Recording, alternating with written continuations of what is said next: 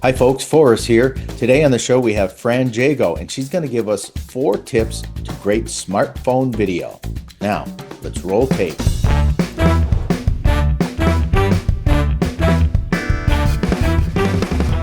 This episode brought to you by Spoof Dance Film Festival. Make parody commercials and bring the funny. Welcome to the show, Fran. Hey, Forrest, it's great to be here. Thanks. Great that you joined us. You're in Australia, correct? No, New Zealand, actually. I New moved Zealand. from Australia to New Zealand, so. Oh, okay. All right. So you have 4 tips for filmmakers using a smartphone. Let's go right into them. Yeah, so basically, you know how when DSLs came out, everyone was like, oh, everyone's a photographer, and the same things kind of happen with smartphones. You know, all filmmakers are out there are able to now create films on their smartphones. But I guess the pitfall is that not everyone can create a good video. So I've got sort of 4 tips that I think are the most crucial in terms of a video, and it always starts with a story. If you don't have a good story, then you're not going to be able to engage your audience. And also, if you don't know what your story is, then how is the audience going to be able to understand it? So a good story is having a backbone to any video, any film. And there's a variety of ways you can do this, and it doesn't have to be like an elaborate, art drawn storyboard kind of thing. Even if it's just writing a list of steps, or even if it's kept in your head, like you know the shots, or you know what people are going to say or do or whatever it is, but you've got to plan that story. Even if it's sort of planning a story like a minute before you press record on your smartphone. You just got to have that in your mind, because without that, you don't know what you're trying to achieve. So that's the first point. So that's less about, I guess, the smartphone itself and just making sure you understand what it is you're trying to say. Then the next one is good audio. So most people know that a smartphone doesn't get good audio. It's not designed, as an audio device, I guess an audio monitoring or an audio recording device. So it has a lot of background noise if you just use that microphone that comes on the smartphone. So there's sort of lots of ways around it, really. There's all sorts of items you can buy. Some are more expensive than others. Do you want me to show you some? Is that kind of something I can do? Or you just Yeah, absolutely.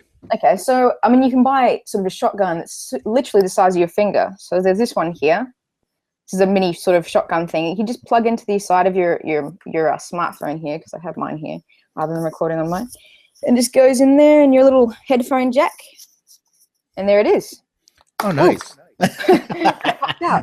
And so the microphone goes into the headphone jack, but it still works that way. Jack. And so it's just a shotgun. And for people who know sort of about audio patterns, a shotgun will essentially get the audio that's coming sort of from the direction it's pointing. So there's that kind of thing. There's lapels you can get, Once again, these all fit into the headphone jack of your phone. Or if you're doing for some reason on camera thing and you want a bit more of a handheld microphone, there's that kind of thing you can do. And, it depends on how much money you have.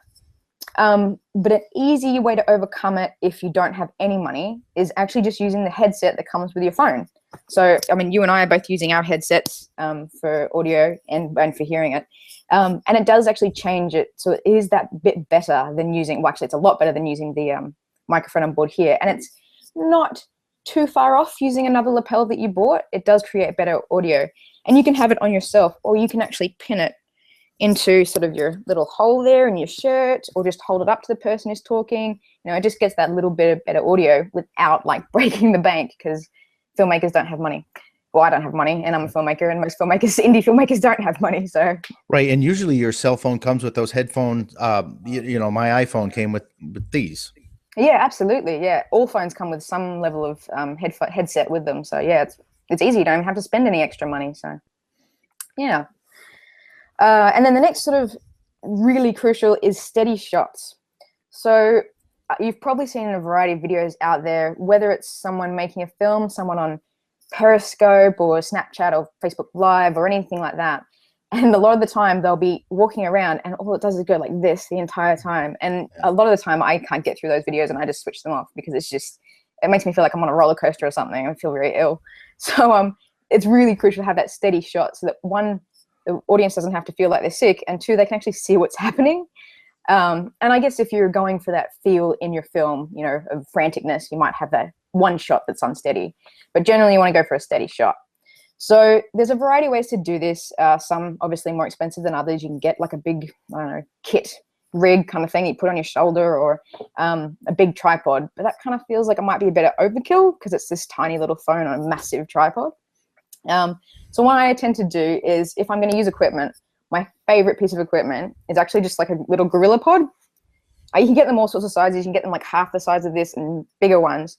But my best tip on making it steady if you're running around is actually to use it kind of like a rig. You hold this into your shoulders like that, and then you hold this bit down here. You can actually move this to wherever it is you want your smartphone, and it makes it that much steadier when you're like moving around and walking and or running and that kind of thing. Just way better than actually having your phone just holding it, running along. And your phone will mount to that? Yeah, well, absolutely. So you need to you can get an extra attachment for it, or if you already have like a selfie stick, you can just use the thing that sort of came with your selfie stick, because they all have that standard sort of pin input. So, yeah, that's for actual equipment. But otherwise, there's sort of other ways you can do it. Think creatively, right? So you could stack it on, sort of have a book in front of it and a book behind it to try and steady it. So it's up like this. If you're doing it handheld, the best way to do it is, well, I find there are a bunch of different reasons on doing different ways. But if you bring your elbows right into your body, then that creates that extra bit of steadiness. And actually having more fingers on the phone it makes it even steadier. Because if you're holding a phone like this, there's just so much movement that can kind of happen. So it's all about making yourself like steadier and then having more fingers on the phone. Really simple. Doesn't cost you any money. And the other thing is, like, use a tree or a wall, or lean up against it. Just anything to make that shot steady, basically. So you don't have to spend a lot of money. So say you had an actual script. I mean, you can just take your script, and if you cannot afford a camera, why not shoot it on your cell phone? Absolutely. Yeah. It's so easy nowadays. And as long as you sort of remember those sort of, story, good audio, steady shots, and I'll go into the last one in a minute, then you're really, a step above everyone else who's just running around, pressing record and going, oh, let's see what happens. All right, let's hear the last one. Okay, so the last one is kind of overlooked a lot. It's about where your audience is. So we often get sort of hung up in, or I guess overwhelmed with the excitement of making a film, and we forget, oh, who's this film for, and how are we actually going to get it to them? So it kind of takes you almost back to the beginning again. But so first you need to know who your audience is. And maybe it's people like you, or maybe it's someone different. But more importantly, where is your audience? So everything nowadays is done online. We've got all sorts of social media platforms. So you can put your video on YouTube, Vimeo. You could do live films if you wanted to on Facebook Live. You've got Twitter, all sorts of platforms you can put it on. But what you need to figure out is where actually is your audience. Is your audience on YouTube? Are they searching on YouTube? Are they more likely to be seen on Facebook? So you really got to think about where your audience is going to pick up that film that you've made. Because make a good film, that's awesome. But if no one sees it, then you're not going to get known, and you're not going to make money or get the recognition for your work. Wow. There's just so much to think about. I love it. I'm applauding, because like the information you just put out there is like valuable, so valuable, because there's so many people go, oh, I don't have a camera, I don't have this, I don't have a tripod. Yeah, you got a tripod, you got a camera in your phone. I got a microphone that came with your phone. I mean, I think outside the box, stuff that you already have. Who would think? Now, when you fill up your camera, like, do they hold a lot of video? I mean, I don't really know. Well, it really depends. If you end up getting like a small one, like the 16 gigs or something or other, or 32, I think now what they do. You're not going to hold a lot, because a lot of phones nowadays is awesome. They film in 4K, and 4K really chews through the data. So you want to try and get a phone that's at least 64 or even 128 if you can afford 128 gigabytes. But even still, as long as you, delete the apps off your phone just for that day of shooting or the couple of days of shooting that you don't use, then you can just create space that way. And you can get a lot of footage on there, depending on obviously if you're shooting 4K or HD. But yeah. Right, and actually, the iPhones are kind of set with their memory, but some of the other phones you can actually put cards for bigger memory.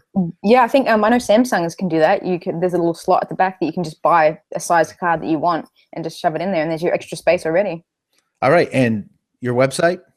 Oh yeah, so my website's www.getaheadmedia.com, because I actually teach people how to create films using their smartphones, whether it's for corporate people or journalists or filmmakers, all that kind of thing, and also teach people how to then engage with people using those films on social media. That's what I do, and that's the website you got to go to find out about it. All right, go see Fran at that website. Thank you so much, Fran. No worries, thanks, Forrest. All right, thanks.